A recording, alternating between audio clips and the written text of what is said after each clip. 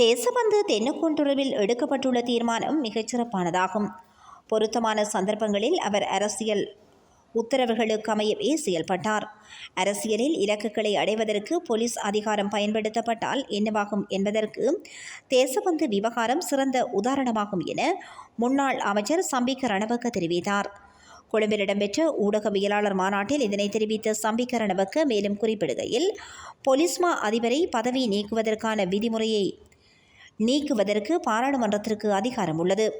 அதற்கமையவே ஒரு முறையான விசாரணை முன்னெடுக்கப்பட்டு அவர் அந்த பதவியை வகிக்க தகுதியற்றவர் என தீர்மானிக்கப்பட்டுள்ளது. இது மிகவும் சிறந்த தீர்மானம் என்று நான் நினைக்கின்றேன். காரணம், தேசபந்து பல சந்தர்ப்பங்களில் சட்டத்திற்கு அமைய செயல்படவில்லை. பெரும்பாலான சந்தர்ப்பங்களில் அவர் அரசியல் உத்தரவுகளுக்கு அமையவே செயல்பட்டார்.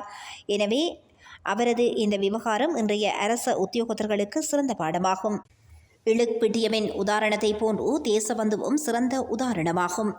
இந்த சம்பவங்கள் நாட்டுக்கு சிறந்த படிப்பினியாகும். அரசியல் இலக்குகளை அடைவதற்கு போலீஸ் அதிகாரம் பயன்படுத்தப்பட்டால் என்னவாகும் என்பதற்கு தேசபந்து விவகாரம் சிறந்த உதாரணம். அதனால் இன்று அவர் தனித்து விடப்பட்டிருக்கின்றார். மேலும் அரசாங்கம் பாராளுமன்ற செயல்முறைகளிலும் போலீஸ் ஆணைக்குழுவின் சுதந்திரத்திலும் தலையிடுமாயின் அது தவறாகும். இவற்றை கருத்தில் கொண்டு பொருத்தமான தகுதியான ஒருவரை அடுத்த போலீஸ்மா அதிபராக நியமிக்க வேண்டும் என்றும் அவர் தெரிவித்தார்.